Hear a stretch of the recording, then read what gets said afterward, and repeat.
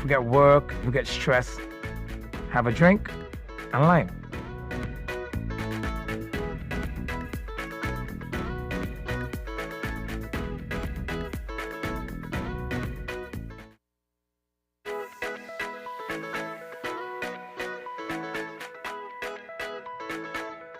Conditions love to lime. I don't know if there's one word for it or one definition for it. I think it just covers a lot of things, you know? It's in us. We lime anytime. In our dictionary, lime means going anywhere, doing anything, anytime, anyhow. So right now, we lime in. Liming is really enjoying the nature. Could be on a beach, could be in the rainforest, and you just relax. For me, liming is a state of mind. I sit back, I grab my cocktail, and I'm liming. Liming with the locals. On the weekend, the strip is the spot. Everyone comes out. All of the bars on the strip are amazing on the weekend. Each one has its own uniqueness. Coming out here on the strip is fabulous. Forget work, forget stress. Have a drink and lime.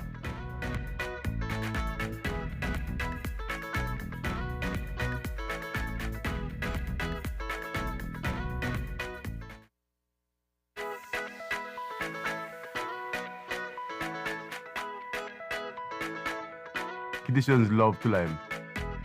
I don't know if there's one word for it or one definition for it. I think it just covers a lot of things, you know? It's in us. We lime anytime. In our dictionary, lime means going anywhere, doing anything, anytime, anyhow.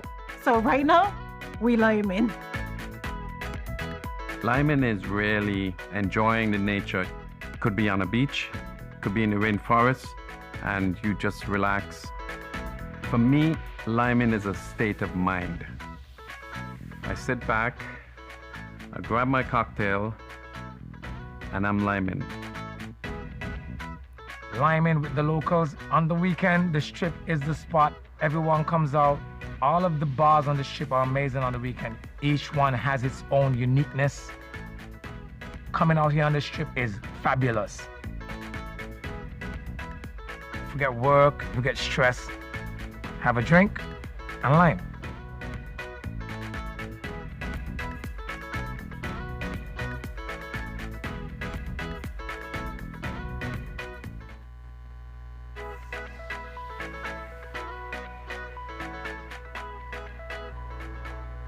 Conditions love to lime.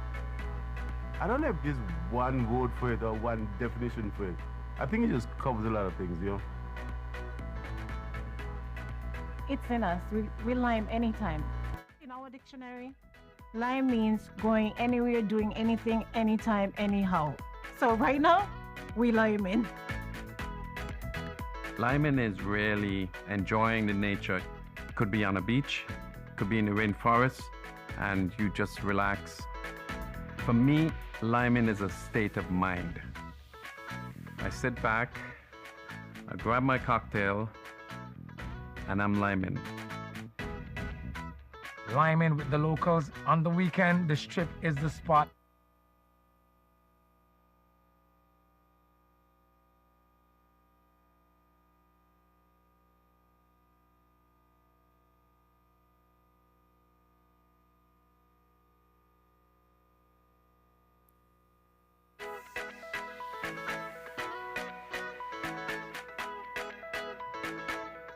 Conditions love to lime. I don't know if there's one word for it or one definition for it. I think it just covers a lot of things, you know? It's in us. We lime anytime.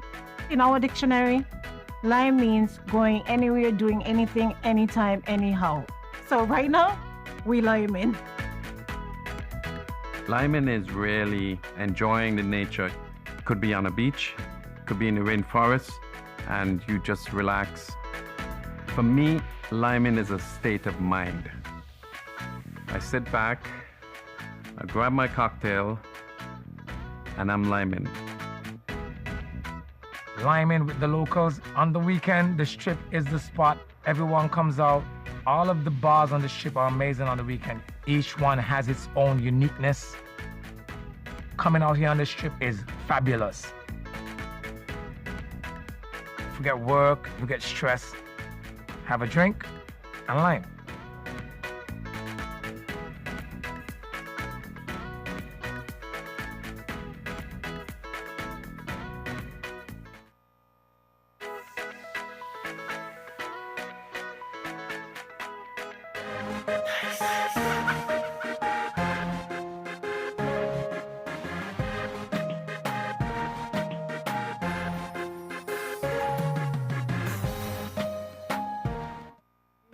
Greetings, our citizens and residents of our stunning islands of St. Kitts and Nevis. It is with great pleasure and enthusiasm that I address you today as we embark on the upcoming tourism season. As I reflect on the gains of the past few months, I am indeed optimistic of the prospects that lie ahead. I would like to extend my sincerest thanks to all of the stakeholders who continue to work in making our destination one of the most sought-after destinations in the world. This achievement has been possible due to the collective efforts of the government, industry partners, and local communities who have worked tirelessly to create a vibrant tourism product. Sunday, 1st October 2023 will mark the beginning of the cruise season, and with it comes many opportunities. We will welcome a total of 18 inaugural calls. The largest ship in the world, Icon of the Seas, will be visiting our shores on January 30th, 2024, with a capacity of 7,600 passengers. Featured on the inaugural lineup will be several high-end vessels from various lines, which include Celebrity, Virgin Voyages, and Ritz-Carlton. These magnificent ships redefine luxury and offer an unparalleled experience to our discerning guests. With opulent amenities and personalized services, these vessels attract high-spending passengers who seek exclusivity and indulgence. Their presence ensures that our destination remains at the forefront of the luxury travel market, stimulating economic growth and creating avenues for local businesses. This is in fact keeping with our goal to attract high-value visitors who contribute significantly to the local economy through shopping, dining, and excursions. Similar to last season, we will see fewer calls from Carnival Cruise Lines due to the removal of a number of ships from its fleet, including Carnival Fascination. We will continue to experience the effects of the loss of San Juan as a home port. This has resulted in the shortening of cruise itineraries, as cruise lines are now taking a longer route to the Eastern Caribbean due to home porting out of Florida. This fact is coupled with one of the most critical challenges we are facing in the industry today: the introduction of regulations to protect the environment through the limitation of carbon emissions from cruise lines has become a major concern for industry partners. We are all aware that it is our responsibility to protect our environment. We support all efforts geared towards climate adaptation and climate mitigation. One of the efforts being undertaken by cruise liners to protect our environment is the concept of slow steaming, whereby cruise lines are required to reduce vessel speed to conserve fuel and reduce gas emissions. Being mindful of this concept and the voyage from Florida to the destination in the Eastern Caribbean, cruise liners now experience extended itineraries. We, as a destination, will continue to receive calls from Carnival nonetheless, and all other cruise lines that have previously graced our shores. For the upcoming season, we are poised to welcome a total of 342 calls, bringing a capacity of 857,488 passengers to our shores. While we continue to look at the arrival numbers, I must encourage us to do all that we can to increase visitor spend on the island. Despite the uncontrollable changes in the cruise sector, our airlift expansions continue to be on an upward trajectory. We will, for the first time, welcome JetBlue to our shores with its thrice weekly flights, beginning Thursday, 2nd November 2023. United Airlines has expanded its service with an extension up to August 2024. This season, we will also see an increase in flight capacity from our partners at Air Canada. We have also added regional lift from Inter-Caribbean Airways and Caribbean Airlines. As such, we anticipate a 14% system-wide increase in airlift capacity for the 2023-2024 winter season. I have met with all the agencies to assess our readiness for the upcoming cruise and winter season. The St. Christopher Air and Seaports Authority, the Urban Development Corporation, the Frigate Bay Development Corporation, and the St. Kitts Tourism Authority, and all other stakeholders who have assured me that our destination is on track to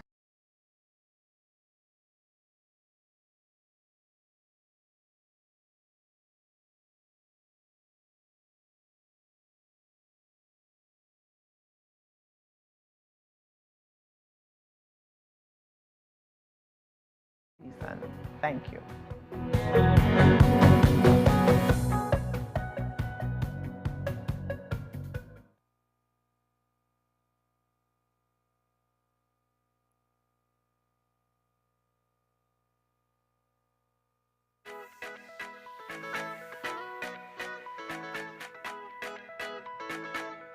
Conditions love to lime.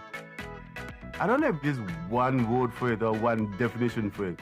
I think it just covers a lot of things, you know?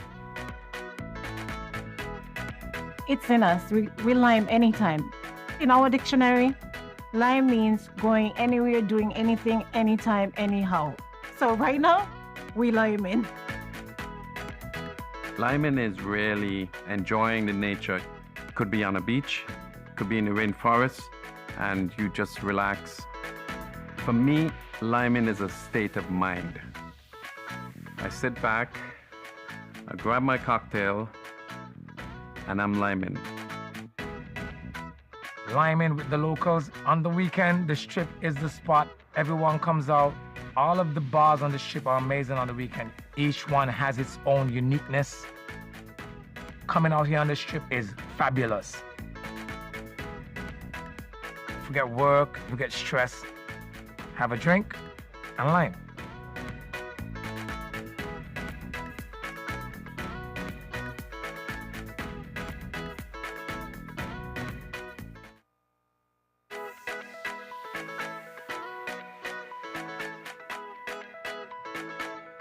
Conditions love to lime. I don't know if there's one word for it or one definition for it. I think it just covers a lot of things, you know? It's in us. We lime anytime. In our dictionary, lime means going anywhere, doing anything, anytime, anyhow. So right now, we lime in. Liming is really enjoying the nature.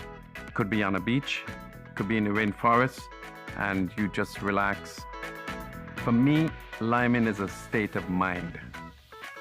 I sit back, I grab my cocktail, and I'm liming.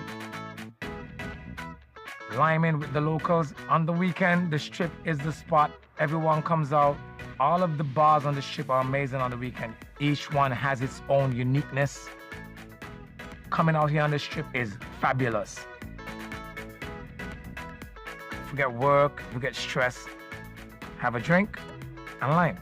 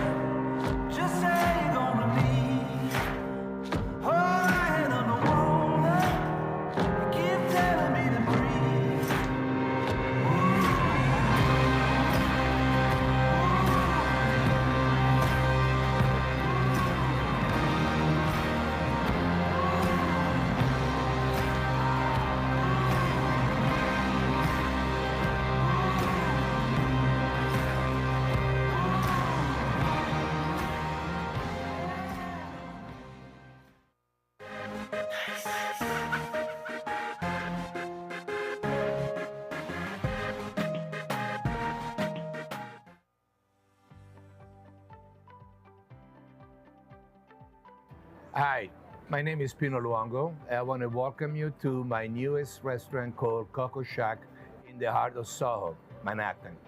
Hailey has been here since June, and the internship ended in sometime the end of July, and we offer him the opportunity to stay as a member of the Coco Shack.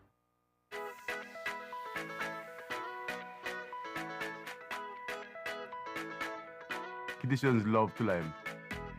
I don't know if there's one word for it or one definition for it. I think it just covers a lot of things, you know? It's in us. We lime anytime. In our dictionary, lime means going anywhere, doing anything, anytime, anyhow. So right now, we lime in. Liming is really enjoying the nature. Could be on a beach, could be in the rainforest, and you just relax. For me, liming is a state of mind. I sit back, I grab my cocktail, and I'm liming. Liming with the locals. On the weekend, the strip is the spot. Everyone comes out. All of the bars on the strip are amazing on the weekend. Each one has its own uniqueness. Coming out here on the strip is fabulous. Forget work, forget stress. Have a drink and lime.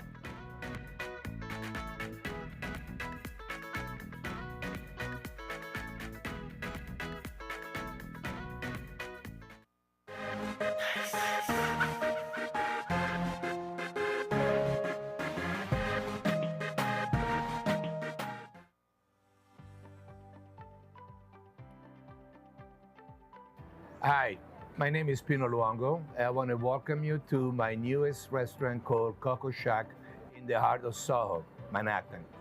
Hailey has been here since June, and the internship ended in sometime the end of July, and we offer him the opportunity to stay as a member of the Coco Shack kitchen staff, and he's been performing and working very well over here. Back in 2019, when I had the opportunity to travel to St. Kitts for the restaurant week, I was asked to really meet and go to the culinary school of St. Kitts through the tourist office. And over there, I was able to evaluate at least another 6-7 students, which highly is talented, but it's not the only one talent in the island. There are 3 or 4 of them that worthwhile to bring in New York as well. So I want to thank you to be here. I want to thank the St. Kitts Tourist Office and, more importantly, the Culinary Institute to provide such a talented students, and they are welcome in New York anytime they want to come. I also want to take the opportunity to thank Chef Peter Marshall that runs the school, a great guy, Veran Marshall, whose restaurants hold an event for me in 2019, and Alison Spencer for the Sprat Net, which is a fun place to go for barbecue in St. Kitts. On that note, Hailey, welcome here to Coco Shack in Soho. Thank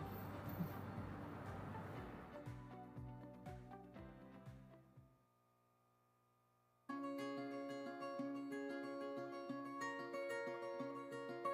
I've been farming since my young boy. This land my grandfather been cultivating land for a very long time.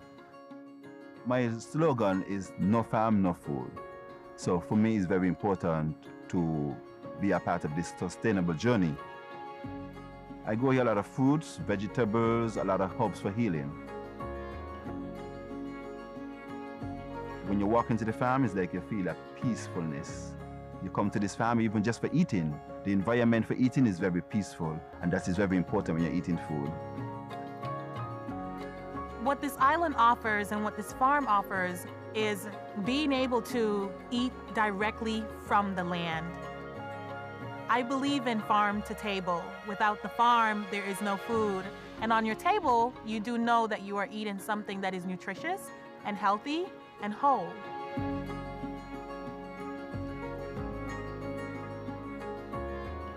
Family is the foundation of everything that we do here. You'll find that right after a hard day of work, many families gather together. Food is very important to Kittitians. My mom's cooking is the best cooking in the country. She's very passionate about it. You can taste it in the food. It's bigger than the food. It's just the spirit, the togetherness that we take pride in, passing on the culture to the future generation, and something that I think you'll forever be grateful for. Arthur's is located in Deep Bay, close to the ocean. Every week we get our local fish from the fishermen at Deep Bays. Quality ingredients come from your own natural resources, your own backyard, your own farmers, fishermen. On our menu, a seafood chowder, which consists of our natural conch and lobster and fish, cooked with the natural spices like ginger, turmeric, and cinnamon. When you come to Arthur's, you get this experience, unique flavors.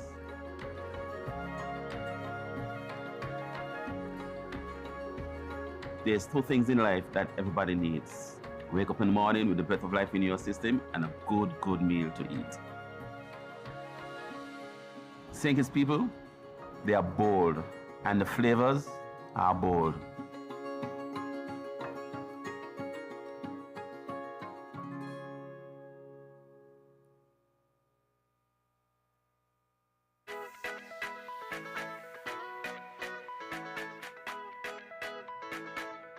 Kittians love to lime. I don't know if there's one word for it or one definition for it. I think it just covers a lot of things, you know? It's in us. We lime anytime. In our dictionary, lime means going anywhere, doing anything, anytime, anyhow. So right now, we lime in. Liming is really enjoying the nature. Could be on a beach, could be in the rainforest, and you just relax. For me, liming is a state of mind. I sit back, I grab my cocktail, and I'm liming. Liming with the locals. On the weekend, the strip is the spot. Everyone comes out. All of the bars on the strip are amazing on the weekend. Each one has its own uniqueness. Coming out here on the strip is fabulous. Forget work, forget stress. Have a drink and lime.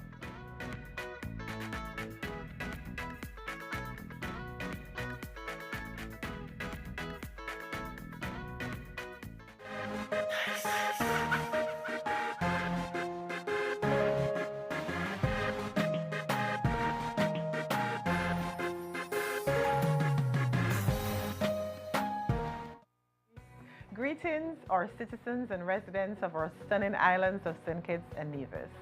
It is with great pleasure and enthusiasm that I address you today as we embark on the upcoming tourism season. As I reflect on the gains of the past few months, I am indeed optimistic of the prospects that lie ahead. I would like to extend my sincerest thanks to all of the stakeholders who continue to work in making our destination one of the most sought-after destinations in the world. This achievement has been possible due to the collective efforts of the government, industry partners, and local communities who have worked tirelessly to create a vibrant tourism product. Sunday, 1st October 2023 will mark the beginning of the cruise season, and with it comes many opportunities. We will welcome a total of 18 inaugural calls. The largest ship in the world, Icon of the Seas, will be visiting our shores on January 30th, 2024, with a capacity of 7,600 passengers. Featured on the inaugural lineup will be several high-end vessels from various lines, which include Celebrity, Virgin Voyages, and Ritz-Carlton. These magnificent ships redefine luxury and offer an unparalleled experience to our discerning guests. With opulent amenities and personalized services, these vessels attract high-spending passengers who seek exclusivity and indulgence. Their presence ensures that our destination remains at the forefront of the luxury travel market, stimulating economic growth and creating avenues for local businesses. This is in fact keeping with our goal to attract high-value visitors who contribute significantly to the local economy through shopping, dining, and excursions. Similar to last season, we will see fewer calls from Carnival Cruise Lines due to the removal of a number of ships from its fleet, including Carnival Fascination. We will continue to experience the effects of the loss of San Juan as a home port. This has resulted in the shortening of cruise itineraries, as cruise lines are now taking a longer route to the Eastern Caribbean due to home porting out of Florida. This fact is coupled with one of the most critical challenges we are facing in the industry today: the introduction of regulations to protect the environment through the limitation of carbon emissions from cruise lines has become a major concern for industry partners. We are all aware that it is our responsibility to protect our environment. We support all efforts geared towards climate adaptation and climate mitigation. One of the efforts being undertaken by cruise liners to protect our environment is the concept of slow steaming, whereby cruise lines are required to reduce vessel speed to conserve fuel and reduce gas emissions. Being mindful of this concept and the voyage from Florida to the destination in the Eastern Caribbean, cruise liners now experience extended itineraries. We, as a destination, will continue to receive calls from Carnival nonetheless, and all other cruise lines that have previously graced our shores. For the upcoming season, we are poised to welcome a total of 342 calls, bringing a capacity of 857,488 passengers to our shores. While we continue to look at the arrival numbers, I must encourage us to do all that we can to increase visitor spend on the island. Despite the uncontrollable changes in the cruise sector, our airlift expansions continue to be on an upward trajectory. We will, for the first time, welcome JetBlue to our shores with its thrice weekly flights beginning Thursday, 2nd November 2023. United Airlines has expanded its service with an extension up to August 2024. This season, we will also see an increase in flight capacity from our partners at Air Canada. We have also added regional lift from Inter-Caribbean Airways and Caribbean Airlines. As such, we anticipate a 14% system-wide increase in airlift capacity for the 2023-2024 winter season. I have met with all the agencies to assess our readiness for the upcoming cruise and winter season. The St. Christopher Air and Seaports Authority, the Urban Development Corporation, the Frigate Bay Development Corporation, and the St. Kitts Tourism Authority, and all other stakeholders who have assured me that our destination is on track to welcoming all our visitors to our shores. In closing, I would like to thank you for your contribution over the past few months. Let us continue to work together to improve our tourism products. I wish for you all a successful season. Thank you.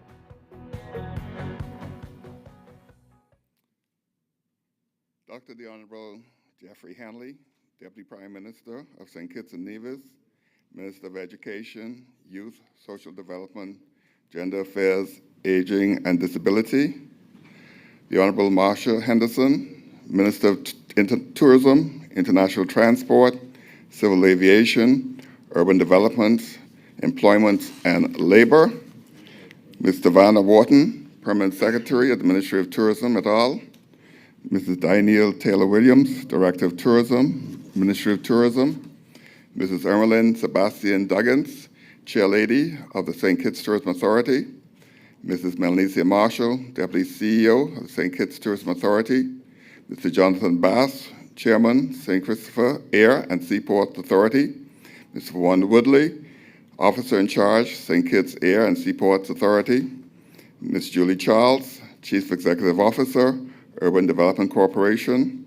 Ms. Carissia Nero, Deputy CEO, Urban Development Corporation, Mr. Robert Morris, Chairman, Frigate Bay Development, Mr. Slyborn Camper, General Manager, Frigate Bay Development, managers, special invited guests, members of the media, ladies and gentlemen, welcome to the Minister of Tourism's press conference. It's been a great 10 months thus far, and Minister will come to the podium and deliver her remarks. Minister?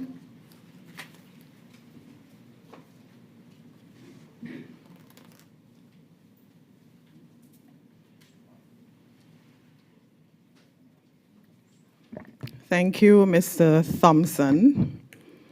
Ladies and gentlemen, esteemed members of the press, distinguished guests, good morning. It is with great pleasure that I deliver to you today some truly exciting updates on the remarkable progress and achievements of the tourism industry in St. Kitts.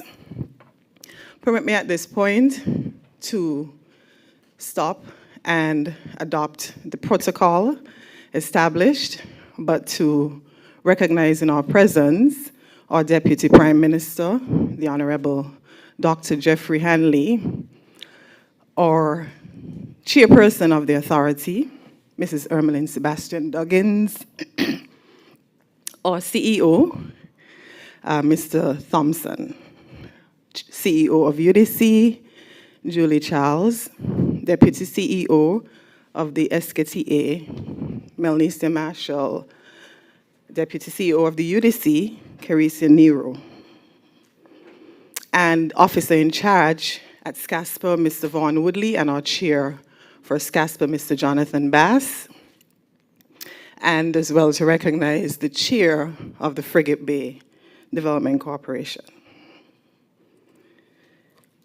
So, permit me to add some perspective to the facts before I delve into the requisite updates. Just over a year ago, when the ministry was assigned to me by the Honorable Prime Minister, the island was recovering from the pandemic and was in a rebuilding phase. As we rebuild, the government has identified strategic objectives aimed at rebuilding resilience for our federation. Can I have some water, please? Forgive me.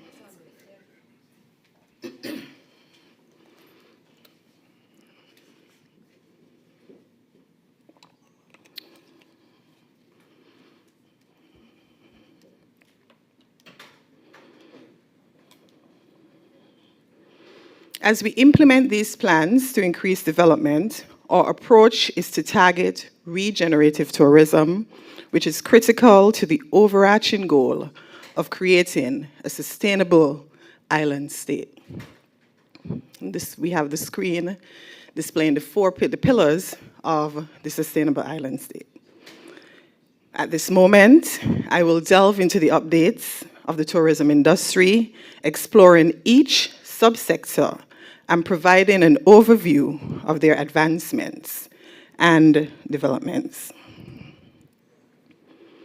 St. Kitts has been making significant strides in its source markets. My team and I have been executing a series of successful marketing initiatives. Just permit me to change.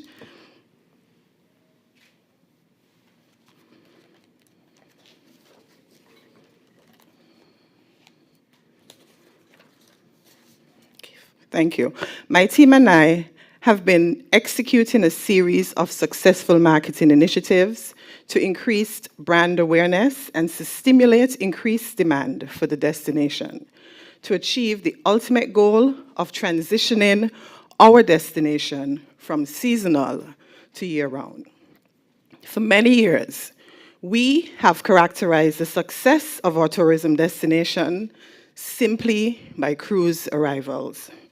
Resultantly, the ministry has observed that many of our industry stakeholders, particularly those operating small businesses, have adopted a practice of ceasing operations on days when there are no ships in ports. This we feel must change if we are to increase the benefits of tourism.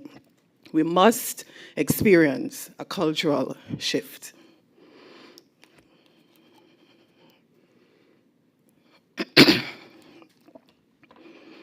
This we can achieve by focusing on a number of things. One, a strong, unique, and fresh tourism product. Two, a strategic and focused marketing plan.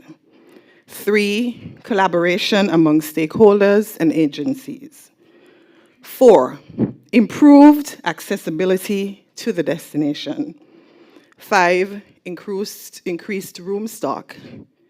And six, a sustainable and resilient industry, all of which we have on the screen.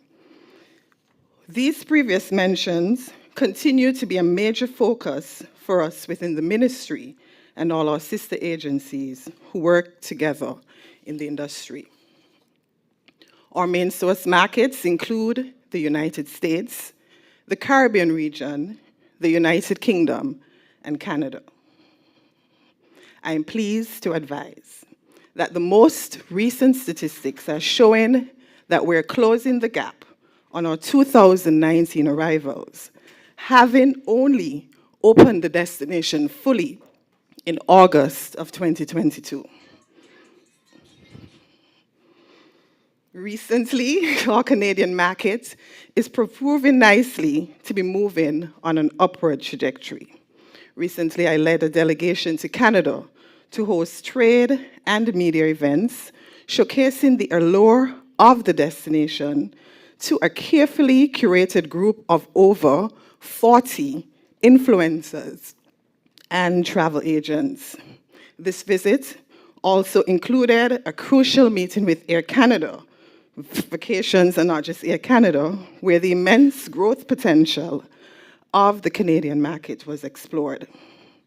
I'm also pleased to state that the positive results are evident in not just the Canadian market, but the UK market. We have observed an increase in our UK arrivals as we are now sharing the British Airways flight equally with Antigua. You may be aware that prior to this, we shared the flight with Antigua, and we had a ratio of 70-30, and in some cases, 80-20. We are now sharing the flight equally. St. Kitts continues to actively engage with the US market through a series of travel, trade, and media events. Over the past few months, these events were held in key locations such as Boston, Connecticut, New Jersey, and New York. And they attracted over 280 prominent attendees, including travel writers and travel agencies.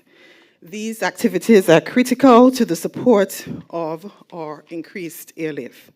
As the Minister of Tourism, I am immensely proud to see the fruits of such marketing initiatives, particularly through the increased potential in airlift that we are currently experiencing. One, I'm excited that the week ahead, with the commencement of JetBlue service and the return of our seasonal service from other legacy carriers. On Thursday, November 2nd, we will welcome the inaugural JetBlue flight from JFK, New York. This momentous occasion will be further bolstered by JetBlue's commitment to offering non-stop flights on Sundays, on Tuesdays, and Thursdays year-round. The destination now has year-round service from the Northeast, that's in the US, and in addition, our round-trip flights from Miami. Additionally, we are immensely proud to report that Air Canada has increased capacity to the destination by 66%. When we initially met with the airline earlier in May of this year, they suggested that we use a larger aircraft for our routes. Since then, Air Canada has advised of an additional flight for the season. Since then, we have negotiated with them non-stop flights from Toronto on Fridays and on Saturdays, commencing on Friday, 3rd November 2023. Give the team a round of applause. The success of regional travel has been nothing short of impressive, with the recently added airlift from Inter-Caribbean Airways and Caribbean Airlines showcasing superb performances, further enhancing connectivity to and from St. Kitts. The Caribbean has now returned to its position of being our second largest source market. We extend a hearty and warm welcome back to long-serving carriers such as American Airlines from JFK and Charlotte, Delta Airlines from Atlanta, United from Newark. We extend our sincerest appreciation to United Airlines for having confidence in the destination by extending their service to the end of August as opposed to March of next year.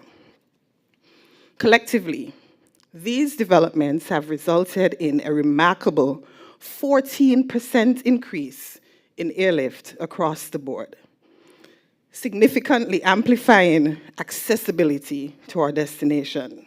These benefits, of course, are heightened these benefits, of these heightened connections are undoubtedly manifold, including tourism revenue, increasing visitor arrivals, and a broader global reach for St. Kitts.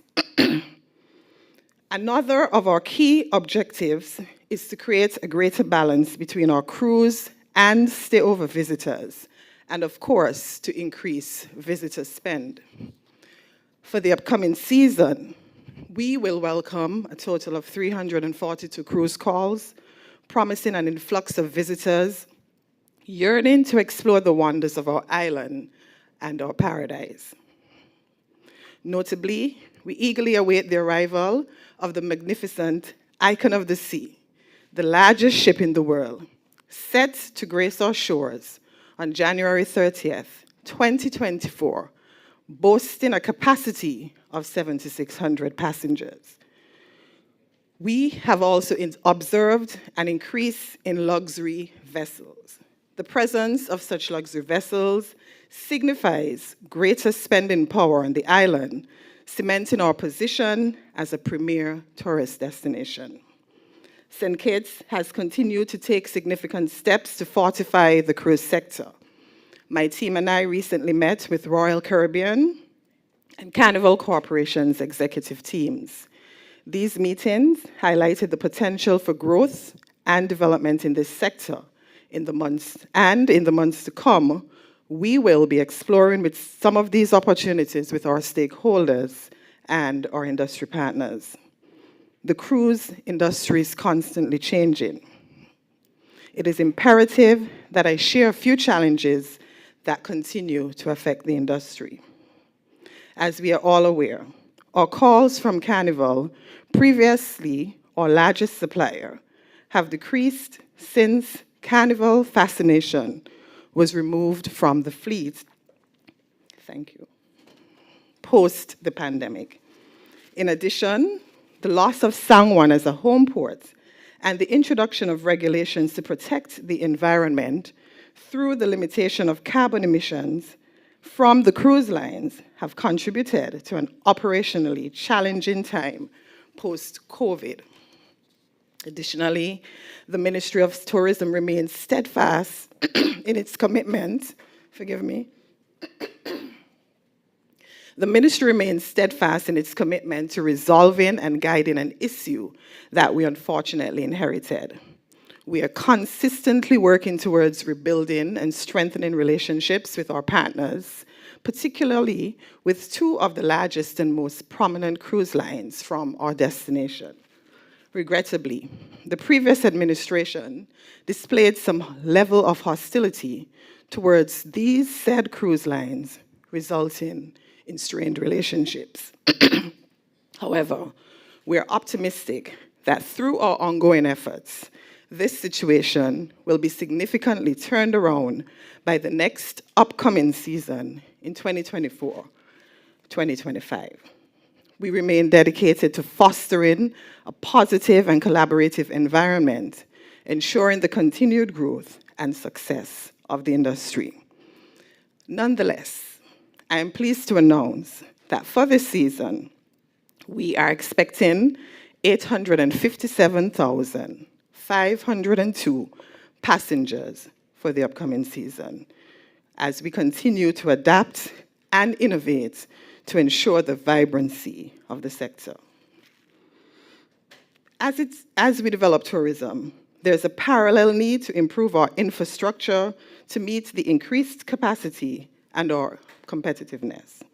The St. Christopher Air and Seaports Authority continues to facilitate projects geared towards improving the infrastructure of our air and seaports. One of SCASPA's main concern was the rehabilitation of the parking apron in preparation for the new season. To ensure safe and effective repairs with a lifelong span, a committee was put in place and a consultant engineer was engaged. This project is to be completed within the next 3 months. Following the completion of the apron rehabilitation project, SCASPA intends to begin construction on a hangar facility at the airport. This hangar will include office space and a mobile mechanical service, providing both storage and maintenance capabilities. The construction of the hangar will commence shortly after the apron rehabilitation project is completed.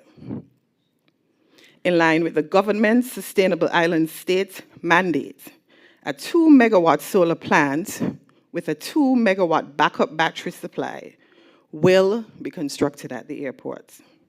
The main objective of this project is to reduce fossil fuel energy consumption and provide clean, cost-efficient energy for the airport. Additionally, the excess energy generated will create an additional stream of income. This project will also include connections to facilitate the sale of excess energy, repairing the PAPI lights on the runway, and installing floodlights on the tarmac. As airlift into St. Kitts continues to increase, we are confronted with the issues of limited space and the challenge of accommodating more airlines and passenger traffic. Therefore, as a means of mitigating this issue, in the short term, SCASPA is introducing what we call the Common Use Terminal Equipment, CUTE, at the airport. This system includes common use self-services system, common use passenger processing system, and flight information display system. By implementing this system, airlines will be able to share infrastructure while still using their native platforms during the check-in process. Self-check-in will also be encouraged, and the system will track the number of passengers passing through the airport, thereby helping us to be more effective with our policies. Other notable updates at SCASPA include the completion of the repair and replacement of the fenders on Cruise Pier 1, discussions with a large cruise port developer for potential upland works, and additional initiatives implemented to enhance passengers' travel experiences at both the air and seaport. I take this time to wish SCASPA congratulations, as the organization recently celebrated its 30th anniversary as a statutory body with a month of activities under the theme, A Legacy of Excellence. Let's give them a round of applause. During the off-season of 2023, the ministry convened a series of stakeholder consultations. As a result of these consultations and interagency collaborations, There are several initiatives to be implemented and are currently being implemented. To improve safety and enhance tourism experiences, the Urban Development Corporation installed railings at the marina. The Urban Development Corporation installed railings at the marina and cruise ship pier, erected security barriers to control traffic on Port Zante, so as to ensure the continued safety of our visitors. The corporation also made repairs to the common area pathways, introduced opening and closing hours for taxi stand, and cordoned off the area near the Smoke and Booze store at night to prevent damage and pedestrian traffic interruption. UDC now has 6 security officers trained as certified island constables with powers to arrest. The security officers also attended a 4-hour training course with the St. Kitts Tourism Authority to strengthen their customer service skills as it relates to providing assistance to our visitors and stakeholders.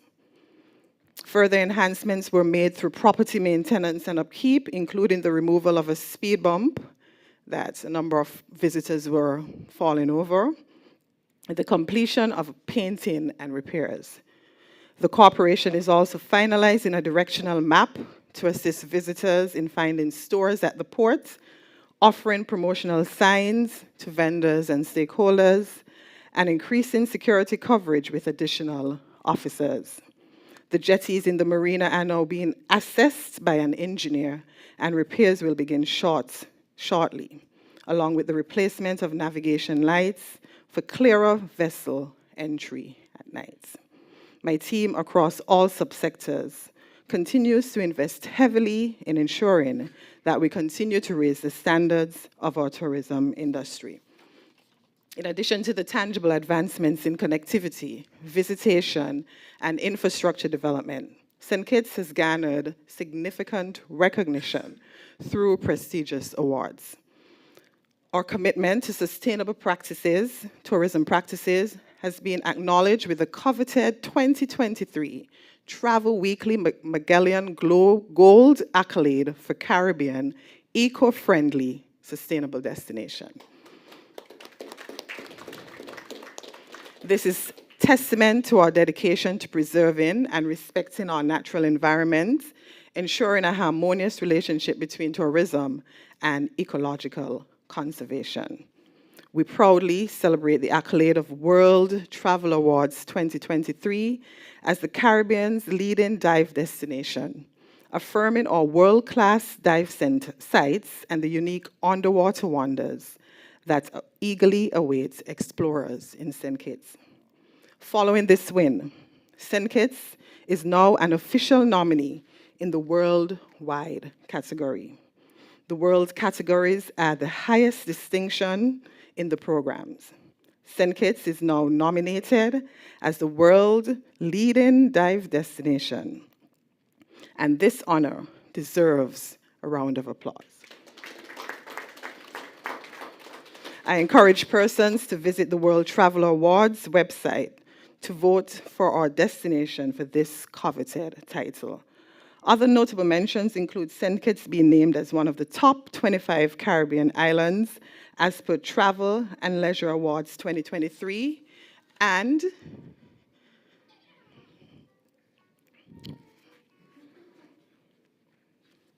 this is an achievement we are proud of as well, our very own Sunset Reef was listed as one of the best hotels in the world as per Condé Nast Travelers 2023 hot list. Let's give Sunset Reef a round of applause. These awards exemplify our steadfast commitment to exemplary tourism practices and showcase the well-deserved recognition we have received on the international stage. Our achievements are a result of the hard work of the team and strategic partnerships with our government agencies, the stakeholders, and of course, the communities. I take this opportunity to applaud you all. As we continue to honor the contributions of our tourism industry, during the month of November, we will be celebrating Tourism Month. This year, as we begin Tourism Month, we will be attending church this Sunday, the 29th October, at the Antioch Baptist Church. We invite you to join us for the service as we give God thanks for his continued blessings on our nation and our tourism industry. Other key activities to commemorate Tourism Month include the St. Kitts Tourism Authority's 20th Anniversary Gala on Saturday, 4th November 2023 at the St. Kitts Marriott Plaza at 5:30 p.m. We take immense pride in reflecting upon 2 decades of robust marketing endeavors and product development that have elevated our beautiful island's prominence as a premier travel destination. This occasion is not only an opportunity for us to celebrate our collective achievements, but also a time to honor and recognize the remarkable contribution of individuals who have played an integral role in shaping our industry and the authority as a whole. We have a limited number of tickets remaining, so we invite you to visit the authority's office to purchase tickets. Do we have more? Okay, we do have a very limited number of tickets remaining, so we want you to visit the authority's office to purchase tickets priced at $200 EC only, ensuring a truly unforgettable evening of commemoration and appreciation as we celebrate our resilience as a people. Another important fragment of Tourism Awareness Month is the upcoming Tourism Fest, which is set to take place on November 18th. This event is an innovative approach to exposing our citizens to our tourism brand campaign, thereby encouraging individuals to venture deeper into St. Kitts. With the intention of promoting our beautiful destination, our citizens can become the greatest marketing tool for our tourism brand campaign. It aims to highlight the essentials of community tourism initiatives, thus enabling the decentralization of tourism and encouraging individuals to discover hidden gems within our communities. Such an event is an excellent pre-packaged representation of our tourism product, depicting all that our beautiful destination offers. The Tourism Fest serves as an opportunity to showcase the potential of community-oriented experiences and unique offerings, attracting visitors and encouraging them to indulge in our destination. Within the ministry, we continue in an effort to raise awareness and foster a sense of ambition within the population. The ministry continues to collaborate with the Ministry of Education, and we are set to introduce the Tourism Education Program, which will begin in kindergarten. I think that is worth a round of applause.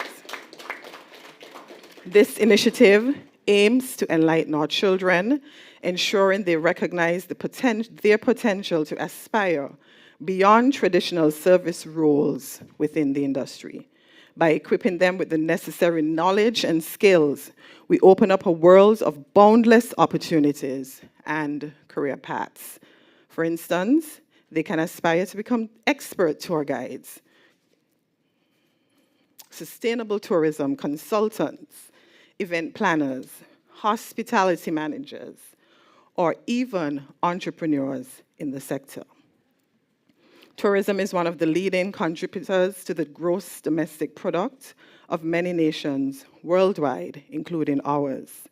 Its value to the economy and society as a whole cannot be overstated. It creates job opportunities, generates revenue, encourages the preservation of cultural heritage, promotes environmental conservation, and boosts local businesses. In light of all these compelling benefits, it is imperative that the younger generation is equipped with a deeper understanding of and appreciation for tourism. This education will enlighten them on the significance of the industry and the numerous opportunities it presents. It also helps to create a workforce that responds adequately to the evolving trends in the industry, ensuring its growth and sustainability. Therefore, the Ministry of Tourism recognizes the need to keep our children adequately informed, educated on tourism matters, positioning them as valuable contributors to the industry's future growth. The ministry is also taking significant steps to enhance awareness and training in order to strengthen and enhance our tourism product. Recognizing the immense potential of tourism of the industry to contribute to the economic growth and development of St. Kitts, the ministry is fully committed to ramping up its efforts in this regard. We understand the importance of providing high-quality training and support to individuals involved in the sector. Training is absolutely essential for enhancing the tourism product by equipping stakeholders with knowledge, skills, and competence. Training ensures that our tour guides, our hotel staff, local communities, heritage site managers, and even government personnel can deliver exceptional experiences, preserve our heritage, manage our sites effectively, and make informed decisions. Amidst our multifaceted endeavors, we remain steadfast in our commitment to the development of our youths, championing their involvement and engagement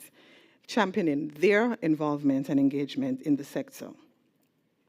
A testament to this commitment is the recently hosted arts competition titled Land and Sea, Tourism and Me.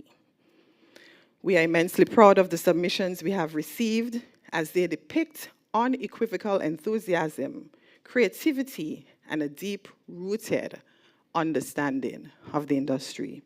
We eagerly anticipate sharing the joyous rewards with these talented children during the upcoming gala on Saturday, November 4th. Rest assured, the inspiring artworks will soon be shared with you and other members of the public, serving as a testament to the immense talent our youth in this country possess. In conclusion, I know you have been waiting for that. The current landscape of St. Kitts' tourism sector is indeed an embodiment of progress, prosperity, and boundless potential.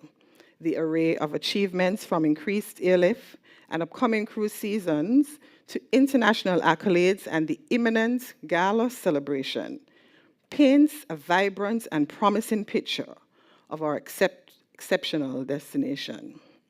We stand proud, knowing that our continued dedication to elevating the tourism experience ensures that St. Kitts remains at the forefront of the Caribbean's finest destinations. Together, let us forge ahead, embracing the future with optimism as we welcome an influx of visitors for the 2023-2024 cruise season. Thank you.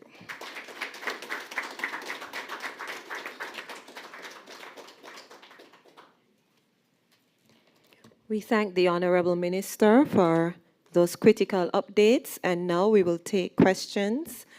There is a mic in the center of the room. We ask that you state your name and the name of the organization you represent when you're asking your question. I know it's a little bit late in the process, but I'm asking also that you please place your phones on vibrate or silent so that they do not distract the rest of the proceedings. Thank you. Good morning to all. Glenn Barrett, SK Newsline. Minister, you mentioned some developments that will be taking place at the airport, expansion of the terminal in terms of adding an additional gate and the repairs to the parking apron. Can you expand on that and let us know what was the tendering process like, who won the bids, which companies are involved, and what cost is also involved with that? Secondly, you also mentioned that we have now moved up to about 50% share with Antigua of the British Airways flight.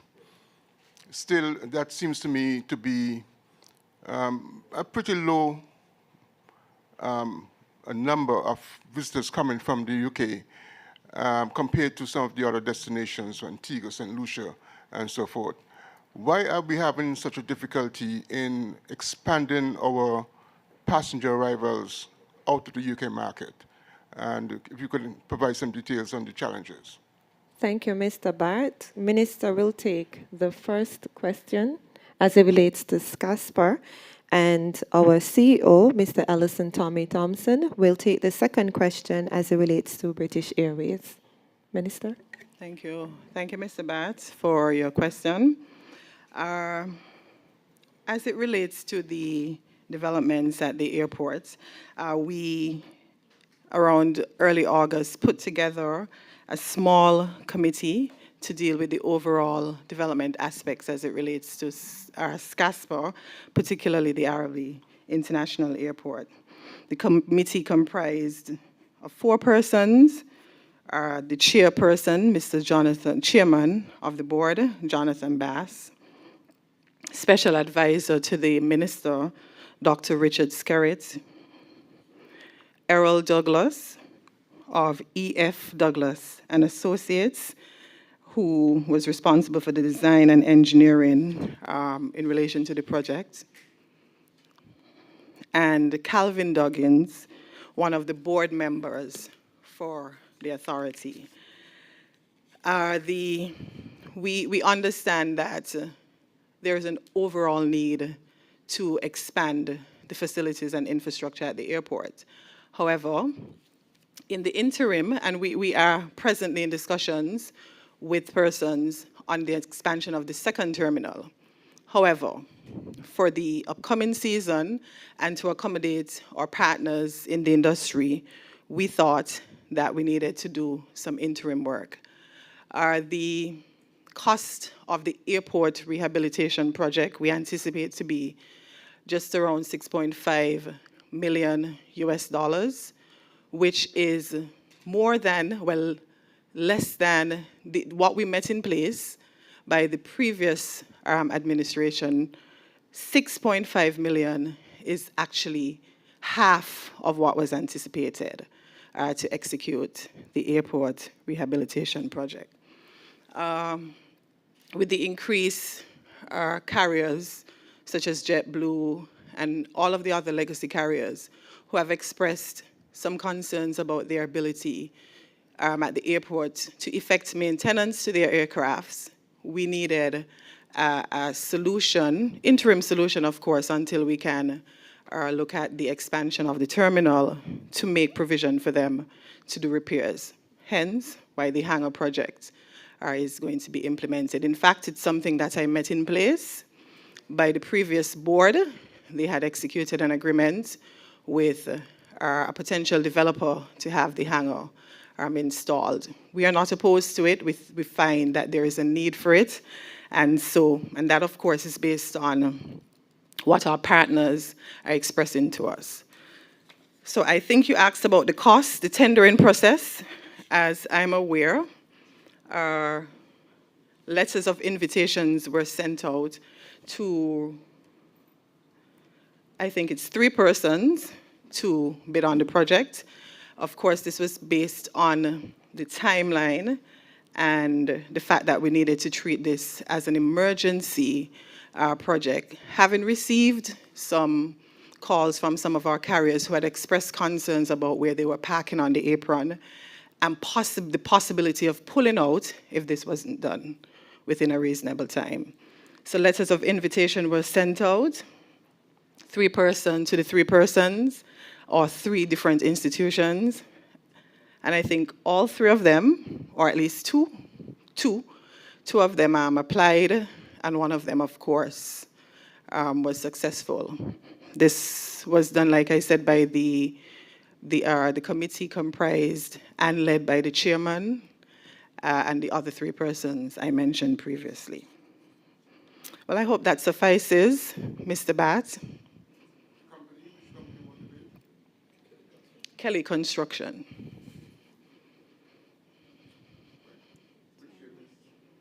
Beg your pardon? Yes, I would allow the CEO to answer that. Good morning. Thanks for the question. When we did our review last year, when I took up the post of CEO, we took a look at all the markets. When we did in-depth research on the UK market, it was obvious that St. Kitts was pretty much invisible. So we had to look at how we were going to position the UK in terms of our marketing and the amount of dollars spent. So we did a complete review, looked at the positioning of St. Kitts, where it was in the UK market. We also found that there was only basically co-op advertising with British Airways holidays. There was no destination marketing as such, and there was very limited PR or social media. So we engaged a UK PR agency, a UK social media agency, and we also beefed up the sales activities in the UK. So you have to remember now, Barbados, Jamaica, Antigua, they have been in the UK market constantly over the many years. We really, in terms of beefing up the marketing, really just started last year. So for us to have achieved going from 20-30% of the aircraft to 50% of the aircraft, I think it's a significant increase. So the march of 1,000 miles begins with the first step. I think we've taken the first step. And as we continue to invest in the UK market, and with the media that we're bringing down, the influencers we're bringing down, the travel writers, the travel agents, the tour operators, when they visit St. Kitts, they love it. And we've seen increases in their product, in the travel agents and the tour operators programs. And the coverage that we're getting from the travel writers has been significant. They come down to do one story, we ended up getting 3-4 stories. So I think we're on the right track to move the UK market further ahead. Absolutely. I can just join in what the CEO is saying. And just for the record, the team is going on the road to sell the destination again in the UK. So when you see on those Facebook sites or wherever they come from, the propaganda that people are liming on the government's money or out of the Federation yet again, it is to increase the awareness and to stimulate demand. Just as you're asking, how is it so hard to get more seats? I was amazed when I went on the last UK roadshow. People did not even know we existed. They were like, St. Kitts, where is that? And I keep saying, can we stay here and get people to be aware that St. Kitts exists? No, we have to put in the work, we have to go out there, we have to create the demand. And so, as the CEO is saying, we think it's significant that we were able to get a 50% share of the seats on British Airways. We will continue to, work in the UK market. I think after the Caribbean, is it the third? It is third, and we're biggest source actually markets. going to be in the UK in the next 2 weeks Right. On a road show, meeting with British Airways Holidays, and having events with travel advisors and also travel media. So the work continues. Yes, and it's strategic so that we can have, those seats filled. Thank you. Yes? Morning, Ralston Rankin, Sugar City FM. Minister, I always have to commend you on the job that you do, Sometimes you look real tired. Question. I know in the upcoming couple days, we should be expecting maybe our first couple cruise calls to the shore. With the slight passage of Tammy, with the exception of Frigate Bay Beach, because I noticed some cleanup work already start there. Are you concerned, or how concerned are you about, all the other beaches, getting sorted out in time for Because we It's have okay. a competent team out. Oh, The okay. PS, who sits in all the interagency meetings, she's going to answer Okay. the question. All right, great, nice. So, yeah. So, now my next question is, could you give us a number of cruise lines that have canceled for the season? And does it include in the 342 or, if it's after or so? And again, congratulations on the the recent return of some of the airlines and some new ones. I hope this means we might be getting some cheaper airfares as well. All right, thanks. Thank you, Mr. Rankin. The PS will take the first question, and then the SKT will take the second question as it relates to cruise. Good morning, everyone. I'm happy that you actually raised the question about the beaches and the cleanup of the beaches, because I think it is imperative that all of us as citizens take, interest in the cleaning up of our beaches. We are responsible for a lot of the pollution that's on the beaches, but with respect to the passing of this storm recently, and in an effort to maximize the government's resources, we have partnered with the STEP as well as the Ministry of Environment, Parks and Beaches to collaborate in the cleanup effort. And the Frigate Bay Development Corporation, correct? Park Hyatt and Koi, they have also joined in the partnership. And so tomorrow, the teams will be deployed and we will be ready. Our beaches will be cleaned for the first arrival of our cruise ship passengers. And so we believe that this will add to their experience of enjoying our very amazing beaches. So thank you for that question. And I take this time to admonish everyone to take a particular interest in cleaning up and not polluting, and just admonishing those around you to do the same. Thank you. And if I could just add to what the PS is saying, within the ministry we have a Sustainable Destination Council. It's called the SDC. We try to encourage our citizens and partners to practice, to engage in sustainable practices. So when you talk about the storm, can you imagine persons put their fridge, their old mattress and everything out in the guts, anticipating that the storm will come and take it down to the ocean? Can you imagine that the team deployed at Cockleshell is saying that piles of bottles they've started already are on the shore that came up to this height? And of course, this is because we continue to throw our bottles and our garbage into the oceans. We have to be appreciative of the fact that if we are going to have a destination for our children to live in 20 years, and for visitors to come, and for us to continue to have tourism as a major contributor to GDP, we're going to need a destination. And if we continue along the trends that we're on now, that's not going to happen. So in terms of the cruise calls, St. Kitts has an issue with geography in terms of where we are located, and with the limitations that the cruise lines are now under in terms of the carbon emissions. They have to go slower, and so if they're on the 7-day cruises, St. Kitts is just out of the range of that. So we're getting the longer cruises.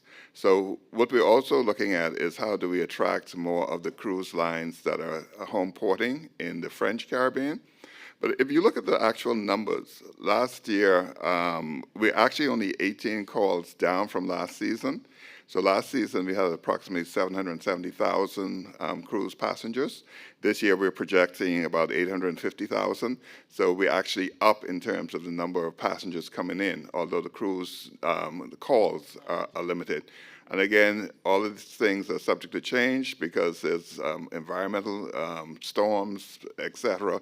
So all of these things are subject to change. But in terms of where we are, we're getting larger ships. So we've got the Icon of the Seas coming in at over 7,000 passengers, and that's making a difference in terms of us getting the numbers coming in. CEO, if I may add just one quick thing to assist you as well to place certain things into context, because prior in being in this position, I was a product development manager at the St. Kitts Tourism Authority. And I think one of the things that we often forget is that we no longer have Carnival Fascination. Carnival Fascination was our year-round ship. We had 52 calls. That was one ship per week. We no longer have the Carnival Fascination because it is no longer a part of Carnival's fleet. Since the pandemic, they got rid of 20% of their fleet, and Carnival Fascination was one of those vessels that they had to get rid of because it was one of the older. And to the CEO's point of emissions, obviously the older vessels, they burn more fossil fuel. And so that had to be eliminated. Another thing that is challenging to the destination, as well as the entire Caribbean, especially the Eastern Caribbean, is the fact that San Juan is also experiencing challenges as a home port. Many of the vessels that we received, especially during the summer, they're home ported out of San Juan. And because San Juan is having those issues, we are also seeing a reduction in some of the calls. So there are no cancellations for the upcoming season as yet, because of course the schedule is always subject to change. But we have to also bear in context that we operate in a global environment and we're impacted by these changes. Everything is not in our control. And so as we go through, the most that we can do is to try to avert the risk, but work with the partners to see how best we can continue to position St. in that way that we can continue to get the business and we are able to continue to benefit. I just add, although when we met with the cruise lines, the scores for St. Kitts are quite high in terms of where we rank within the Caribbean. So the experience has not been the issue. The issue has actually been what we've just brought to your attention. Any more? Yes, Mr. Rankin? Pardon? Oh, Afair. Mr. Thompson. Unfortunately, that is not within our control. Okay, the airlines are looking at how, especially after COVID, how do they maximize revenue? And with them having a monopoly, some of them having a monopoly on St. Kitts, they can pretty much do what they like. But with the introduction of new airlift, that should hopefully bring some stability and much competition and lower fares to the equation. But if you go on JetBlue now, you can get to New York for $400 return.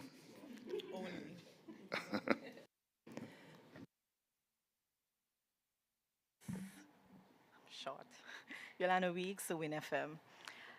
Now that we know JetBlue is definitely coming, what are some of the changes that were made at RLB to accommodate the airline? And Dr. Lisa Indar at CTO, she spoke about the importance of prioritizing health in the sustainable tourism framework. What are we going to be doing on the local front in that regard? And how did you view her presentation? Thank you. Thank you, Ms. Weeks. Minister? Okay, so thank you for your question. At the airport, we made some changes temporarily because, like I said during the presentation, we are hoping to have the queued system, which allows the carriers to just check in at any counter. But in the interim, we created a window spaces downstairs for JetBlue. Of course, it meant that we had to take some space from some other carriers. We sat and negotiated with them so that, of course, the airport we've outgrown the footprint of the airport, and so we had to negotiate, and we created additional space downstairs for check-in at JetBlue. American Airlines has said that they're going to make their kiosks more functional because they do have kiosks scattered across the floor that allows for check-in. We're still in discussions of coming up with other solutions, possibly curbside and all the other things. But we are aiming to get in the second terminal. That will take care of all these issues. But in the interim, and we created Gate 6 as well upstairs in the departure lounge to accommodate the additional, passengers and JetBlue, of course. Prioritizing health as a part of our sustainable agenda. I don't know, and I know the PS wants to chime in, but if I can just mention the government's sustainable island state agenda. So we don't operate in vacuums. We're not doing our own thing in tourism, and health is doing its own thing. We do have a roadmap that allows us to transition into a sustainable island state. And of course, healthcare is one of the biggest pillars on which the development plan and the transition runs on. Sustainable and resilient tourism as well. So we have a plan. It's being rolled out. The first set of consultations was done by the Ministry of Sustainable Development with the youth. I want you to stay close, follow the social media pages, because we will be coming around trying to get persons to buy in, and so you would understand what your role is. Right. Your roles are, forgive me. Right, and just to add, a lot of times we think of sustainability and sustainable practices as recycling and those kinds of things, but we have to sustain our human capital, right? And it also means wellness. So wellness tourism is a thing, and many of you may not recognize it, but we promote health in tourism as well. Farm to table, that promotes organically grown food. That's where we ought to be headed. Our sea to fork, which is down at Arthur's, we promote that as well. And with the introduction and diversification of our tourism product, where we will be introducing, I'm not going to say it here because it might be a bit controversial, but where we will be introducing new facets of the tourism product, we believe that wellness tourism will be at the core, and this actually is a major part of sustainable tourism. And so St. Kitts and Nevis has been well on its way in piloting sustainable tourism since 2012, I believe.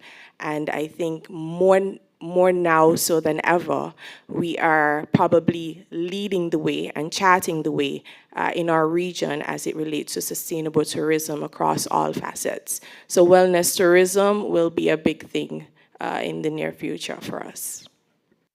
And as it relates to the health of our stakeholders as well, and I know, I see your point in, we continue in the ministry to focus on the policies that are beneficial to the overall wellness of the industry, our industry partners and stakeholders. What the PS spoke about in terms of sustainable practices as well is a major part of that. When we understand that, when we care for our environment, we preserve our natural sites, we include our communities in the delivering of the product, so we're pushing community tourism, all of that allows us to achieve as a federation, as stakeholders, as industry partners, a sense of accomplishments. And one of the big things we're looking at is the possibility of, and it was discussed at CITIO as well, I see you're following, bringing our industry stakeholders onto a pension plan. Of course, that's not something that's going to be rolled out immediately, but it's something the ministry is going to be looking at to see how, because you have your pension plans as civil servants and depending on who you work with.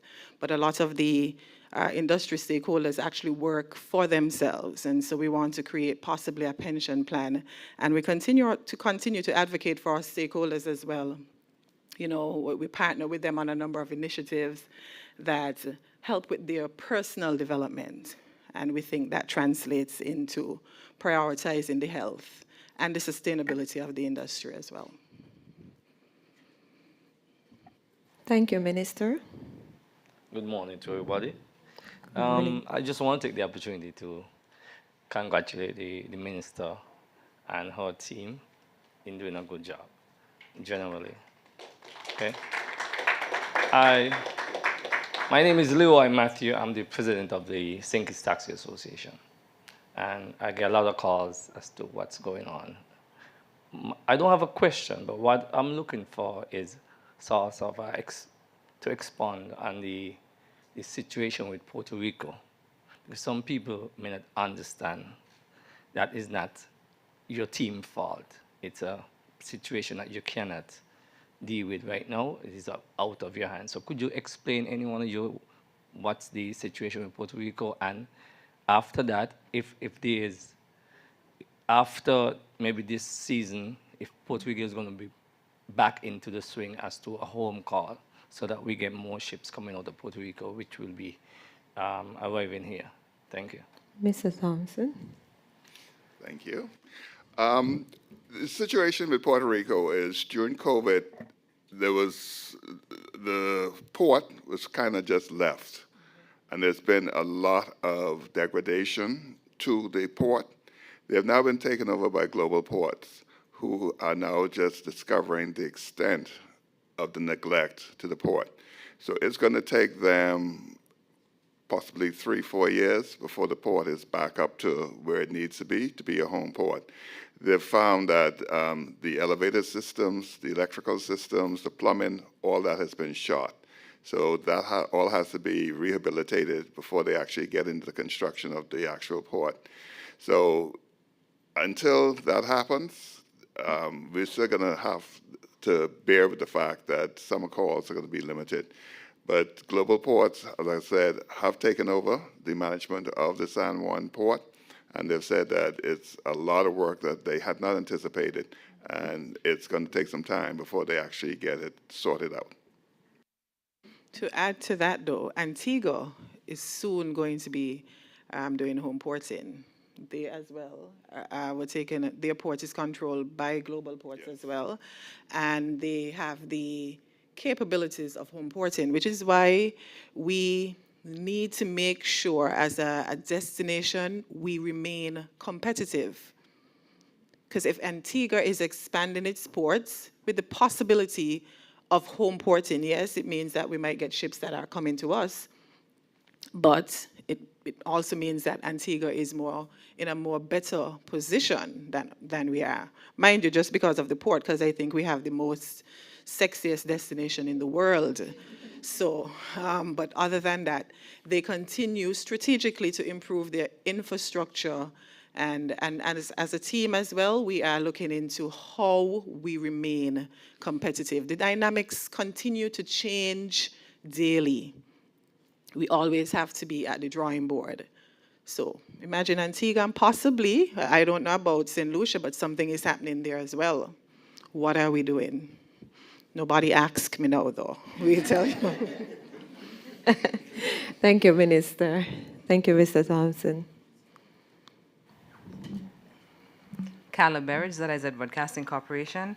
2 questions. Minister, you mentioned participating in the CTO conference earlier this month. Can you give us just a brief update on your participation, why it was important for St. Kitts to participate, and any takeaways that can be implemented here? There was also mention of the creation of Gate 6 at the airport.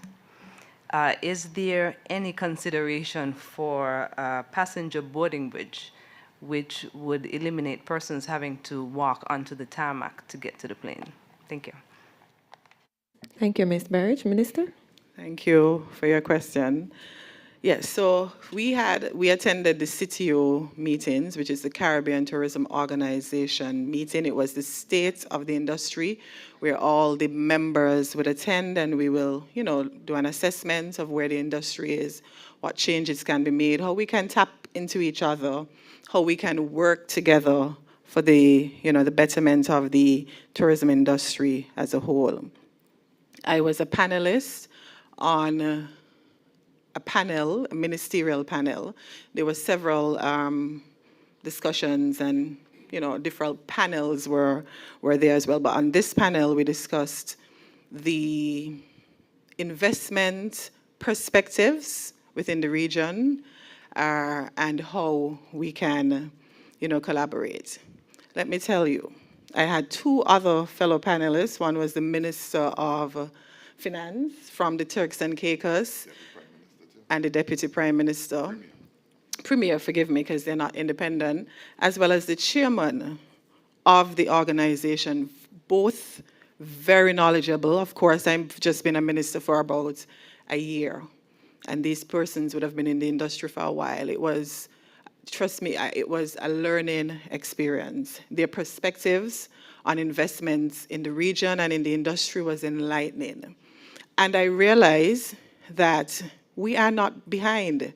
And when I say we, I don't mean tourism, but I mean St. Kitts.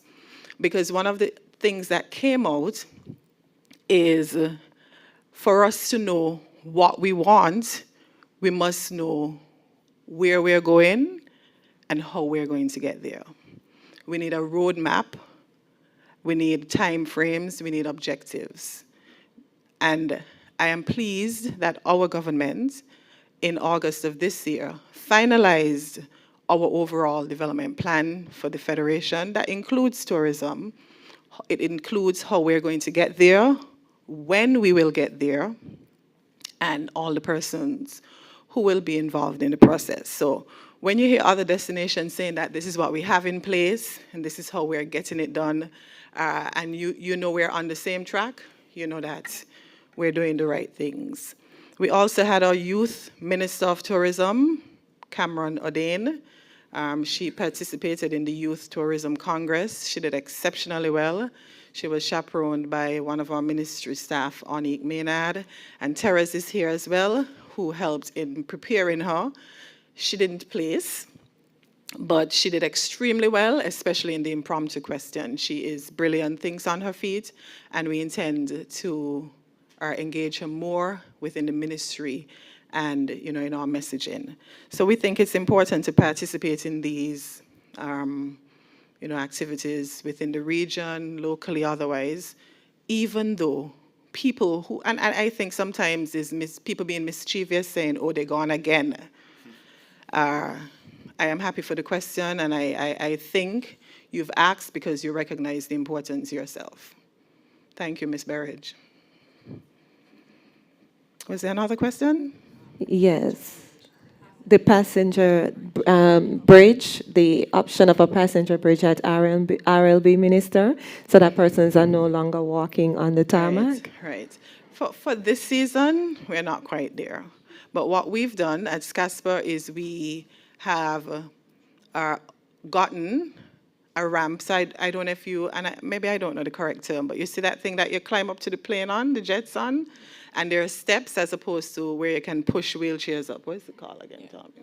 It's a ramp. We have gotten the ramp that allows wheelchair passengers to access aircrafts. One, we've, I see Mr. Lewis here, him and his team, Mr. Webb and all of it, they're working hard to make sure that for the season we're ready. We are improving the ramps from the building, the facility as well. And we are trying our best. The walk that takes you from the terminal to the aircraft needed some work done on it as well, so we are doing some improvements on that. We also are going to be providing bus service, a shuttle service, for those persons who don't want to walk or are not able to walk, of course, complimentary to SCASPA. And we know some persons actually enjoy the walk. It's scenic, fresh air, as the CEO is saying, but we do have some interim solutions until we can finalize the overall plan for the expansion of the terminal.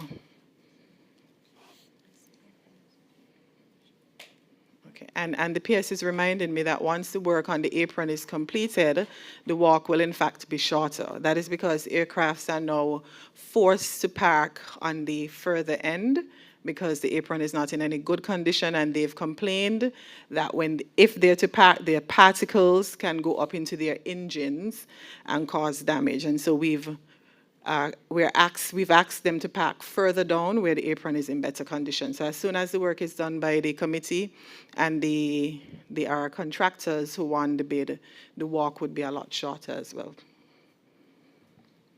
Thank you, Minister. Do we have any more questions? One second. Yes. Minister, I think it's important that we note that the government is in talks and constantly considering the overall improvement of the airport.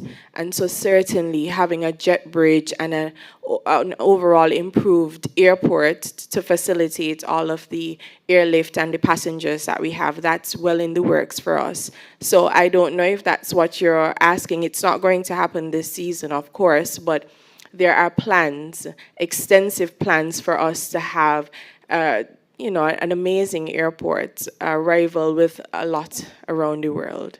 So we will indeed have jet bridges and all of the fine amenities on our airport in the future.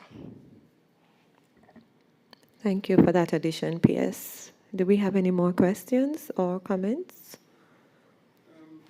With regards to yachting, it seems to me there was an attempt earlier, a previous administration early, to begin developing the yachting industry. With it comes a whole menu of other auxiliary services to support that industry. But in recent times, it seems that this may not be a priority. Is this something that is still on your agenda as a tourism product for St. Kitts to offer? We have Christopher Harbour, we've got the Port Zante Marina. Perhaps even those two facilities are not enough. But tell us a bit about your plans for yachting in St. Kitts and Nevis. Secondly, with regards to Bastille, and you have, as Minister of Urban Development, I believe that Bastille is still in need of a facelift. Our parks, Independence Square, the war memorials, and so forth, are in need of dire repairs and also redesign. Tell us a bit about what plans you have to do that. And thirdly, is it true that a new policy has been developed for the operation of taxi operators at Port Zante and elsewhere? Tell us a bit about what has transpired over the past few months with regards to taxi operations at Port Zante. Okay, thank you, Mr. Bat.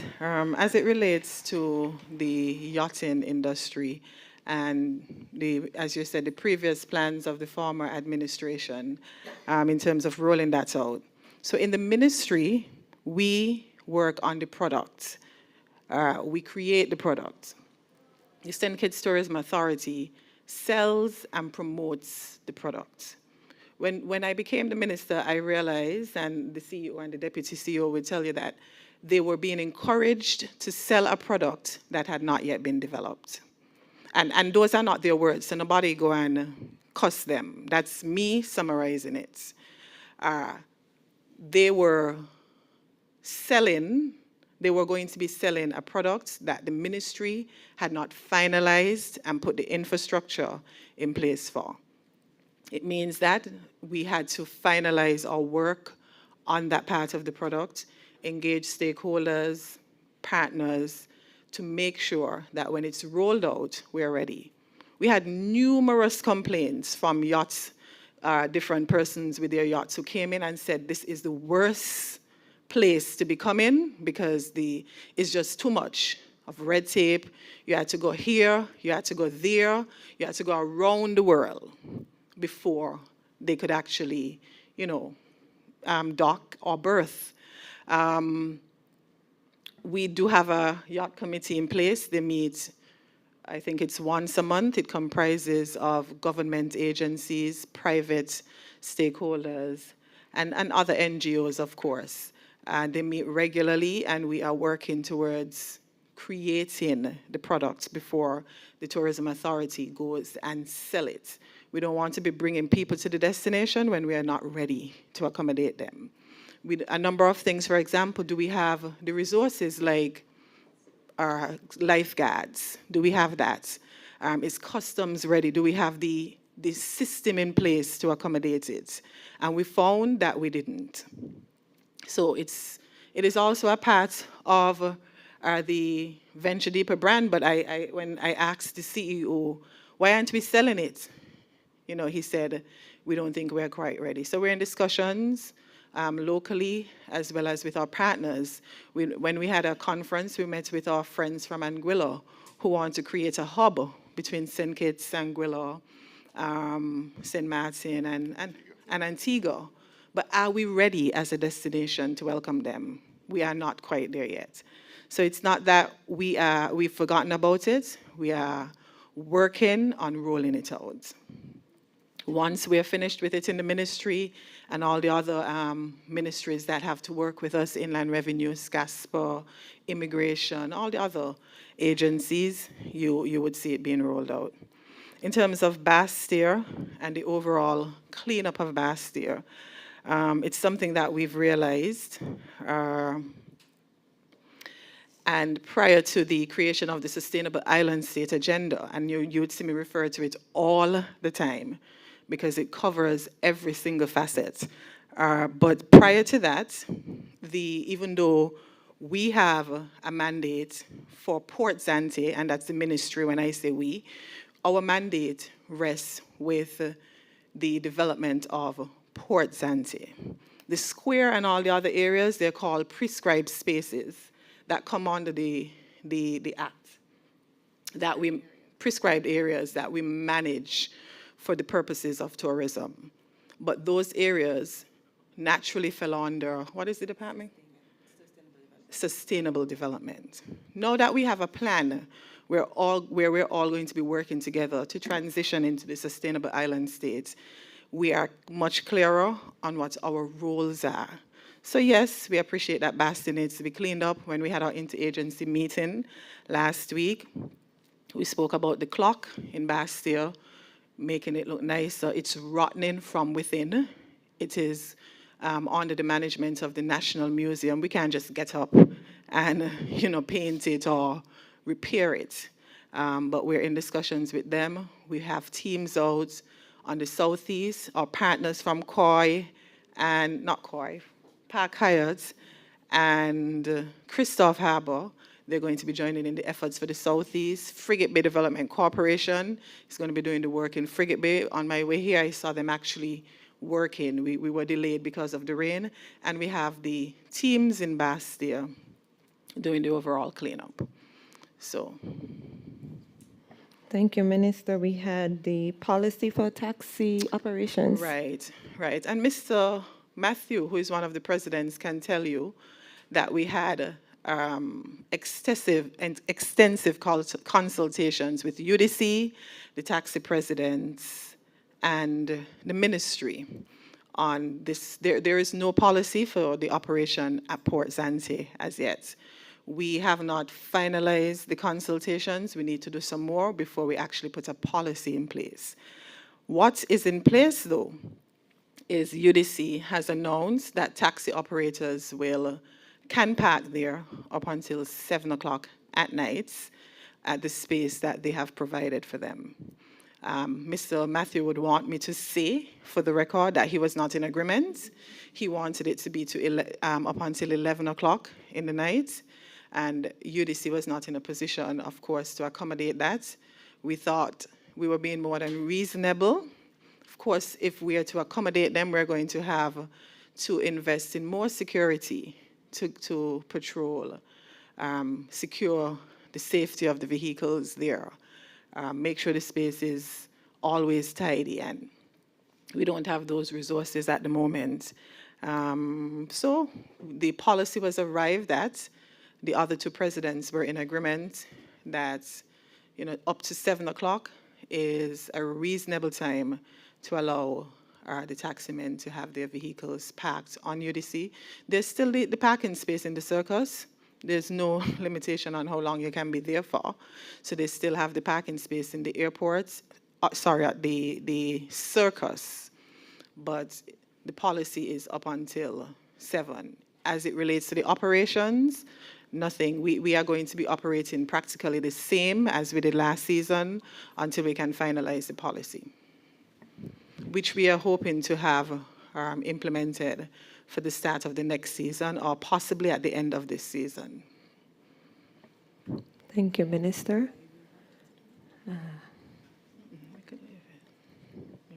My last question. What is being done to strengthen the collaboration between the St. Kitts Tourism Authority and the Nevis Tourism Authority? I see that St. Kitts is doing a phenomenal job. I enjoy writing articles on tourism, my favorite sector to write on, so that would mean that I write an article on tourism every single week. We appreciate it. But I'm not seeing that collab in a sense. And I know it's two different entities really, but I think that they will do better, or Nevis will do a little better if they will collaborate. Thank you.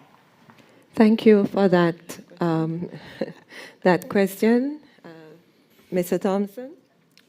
There is collaboration between St. Kitts and Nevis.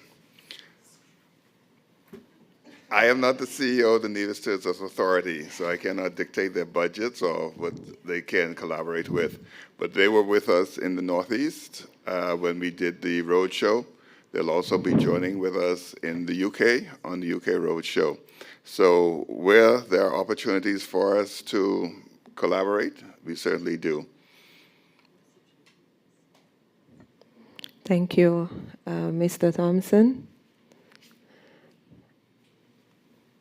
Mr. Bad? My last question. Could you tell us a little bit more about community tourism? That was something that was being worked on now for a number of years. Where is it at now? What is the status? How far has it gone in terms of the concept of community tourism? What is involved? Who is involved? And who is coordinating this whole thing?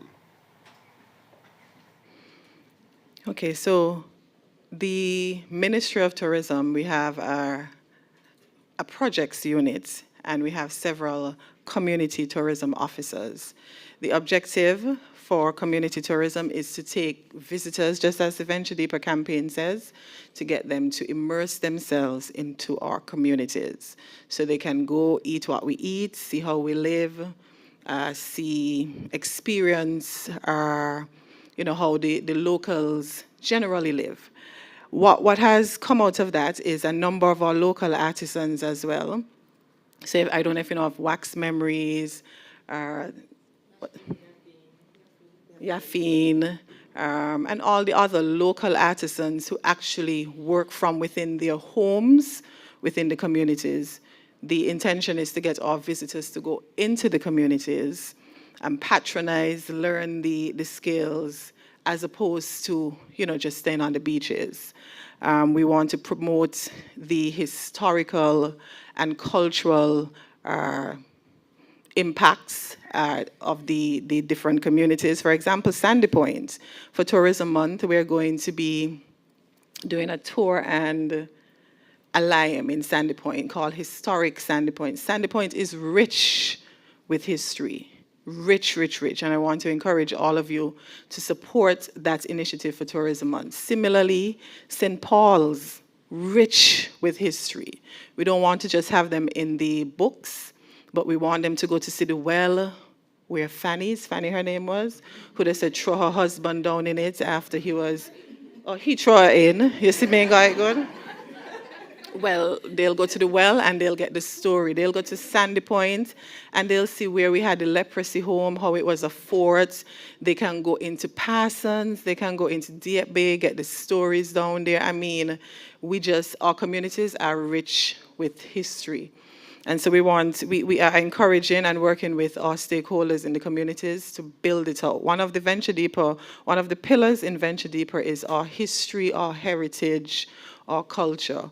And so within the ministry, our job is to build that community tourism initiatives in the products, so we can, make sure that our visitors not just only come and stay on the beach, but they can immerse themselves in our communities. It's also a part of the sustainable tourism agenda, where the revenue generated from the industry trickles into the communities, and not just into the restaurants on the beach or the hotels. Yes, we wanted to go into the hotels, of course, but we also believe that the industry should be inclusive and that the revenue should be shared amongst our stakeholders in the communities. A follow-up, Mr. Bat? The question that I forgot to ask, I wanted to ask it earlier. With regards to the airlift, is that revenue guarantee, I forgot the exact name that you call it, but the revenue guarantee for seats or passengers, is that still in play for all of the international air carriers, or Absolutely some of it? And for example, is JetBlue coming here under that kind of arrangement as well? Yeah, and I'm sure the CEO would tell you, yes, there, but it doesn't apply for all carriers. We do have one in place for JetBlue. That is why it's absolutely important that we fill those seats. So when you see the team traveling, don't judge them. I like to stick on it because I want people to appreciate and understand the work that we do. When we stay here and we have that MRG in place for JetBlue, and the CEO will tell you, but I want to just say this part, those seats will come empty. We will have to pay out on the MRG. The hotels will not be filled. The taxi men ain't gonna get nobody to carry around. The restaurants are not going to be patronized. Our local artisans, as the Scenic Railway and all the others, they're not going to get the income from the industry. So yes, there's an MRG, and the CEO keeps reminding me, Minister, we have to fill those seats. We are constantly monitoring the sales and looking to see what needs to be done to make sure that happens. So the team was on the road for 5 weeks. The CEO got sick at the end of the 5 weeks. I had to say, the PSN, I had to say, Mr. Thompson, you have to rest. When I saw the deputy CEO, I am not on the road with them all the time, but when I saw her, when I met her maybe within the 3rd week of the 5 weeks, she was burnt out. And there are other members of the team who travel with them all the time to make sure the seats are filled. We do that by selling the destination, we do it on social media, but it's a combination of things. The CEO will tell you which carriers we have MRGs for, and but I just wanted to reiterate the importance of filling those seats. I see Sunset Reef, they were on the road with us. Some of our Marriott was on the road with us as well.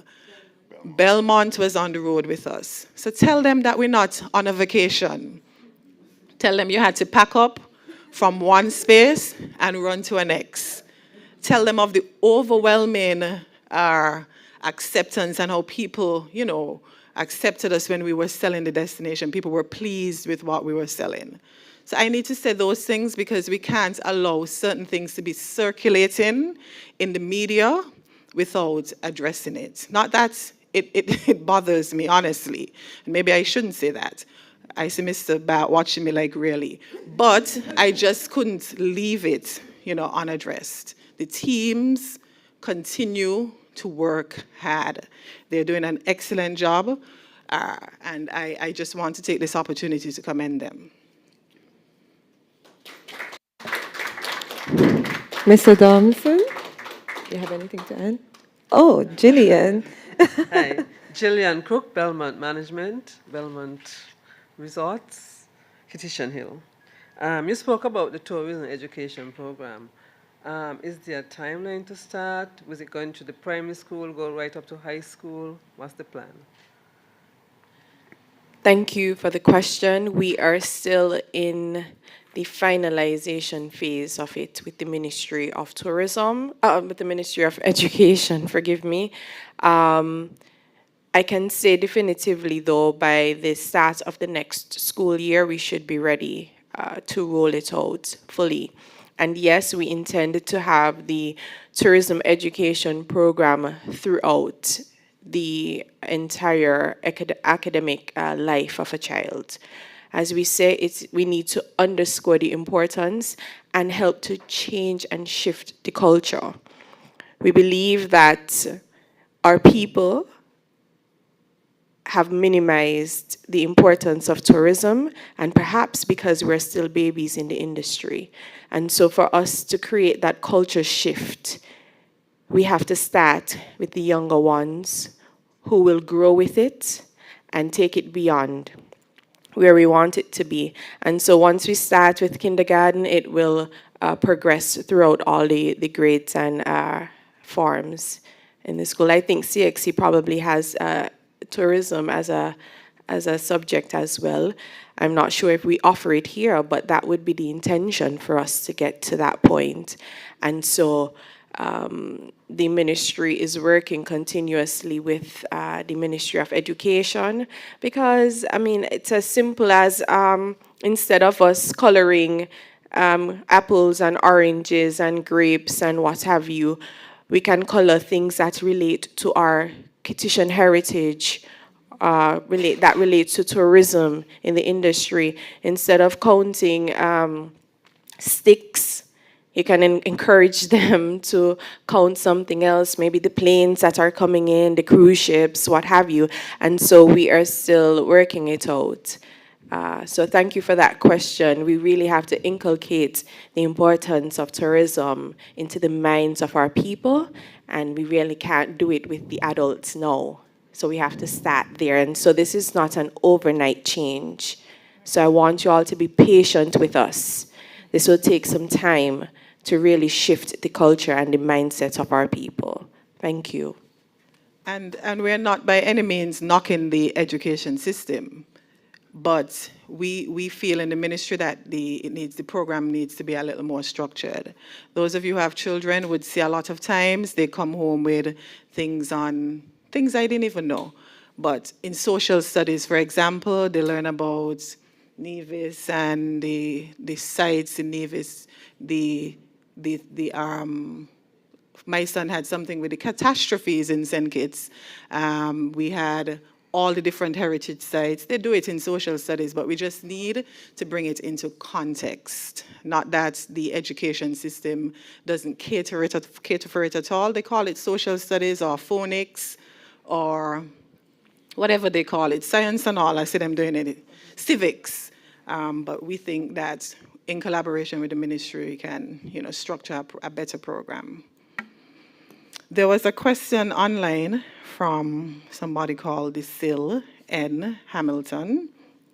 A suggestion, it says, tourism needs its own in-depth master plan that's shared publicly with stakeholders. Many other destinations do it. Just knowing that there's a general government plan for tourism doesn't really help everyone to get on board. So the Deputy CEO has asked me to respond. That is, of course, ignorance to the fact that the Ministry of Tourism operates on a strategic plan. We are not just getting up and doing what we feel like doing today and what we feel like doing tomorrow. In fact, I met a strategic plan in place.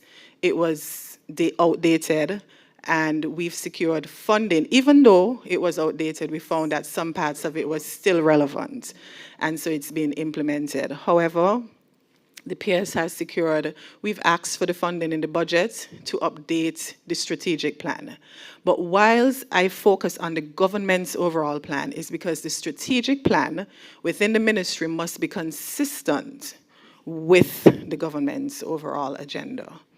And so, and maybe some persons may not agree, but what we do strategically in tourism should ultimately help us to transition into a sustainable island state and a sustainable destination. So we do have a strategic plan. It's not something we publish. The stakeholders, however, are aware of the parts of the plan that are relevant to them. Thank you. The ultimate plan is, like I keep saying, make the destination year-round. Instead of seasonal, we want to make the destination year-round. We need to increase room stock. All of that was on the screen while we were there, what the overall objectives are, and those were taken from the strategic plan. And just to add, we mentioned earlier about the ministry's intent to train and bring about more awareness with the stakeholders and with the citizens as well. I think it was just yesterday that we committed to one group of our stakeholders, not yesterday, Tuesday, that we will have training with the stakeholders so that they could understand what their roles are, specifically as it relates to our brand campaign. We recognize that there might be a gap, but the reality is that it is out there in the public. We have Kittitian Heartbeat, which is our social media page. It's on Instagram, it's on Facebook. and we share the plans and the vision of the tourism, the Ministry of Tourism there. And so, as the minister said, we don't specifically share the strategic plan because it's a plan that resides within the ministry. It's a guide to how we execute the vision for tourism in years to come. And so it is just a matter of our citizens and stakeholders understanding what their specific roles are with us executing our vision. And so, sometimes I believe that our people could ask questions without casting judgment so that they could become better aware of what's happening. Thank you. The Deputy CEO reminded me of a question as well on the live about the arrangements to have live entertainment At Black Rocks. At Black Rocks. I'm hoping the question is in the context of tourism and not just, putting a band on Black Rocks. In the ministry, I keep reiterating that what we do in the ministry is intended to drive tourism, whether it's in Frigate Bay, whether it's in Black Rocks, wherever. What we do is intended to drive the industry. So if you want to put on live entertainment for our visitors, you come to the ministry, you apply. You also have to apply to the police for the usual permissions, but you come to the ministry because it's one of our prescribed spaces as well under the Act. Thank you, Minister. I think we will wrap up at this time. I want to thank you for joining us this morning. I think it has been a very productive and informative press conference. We want to thank the individuals at the head table, Minister Henderson, PS Tivana Wharton, CEO Thompson, and CEO Charles. Thank you so much for those of you who are viewing online or on television and also listening via the radio and online as well. Thank you, and everyone have a good day. Get back to your respective organizations or wherever you may be going safely. Thank you.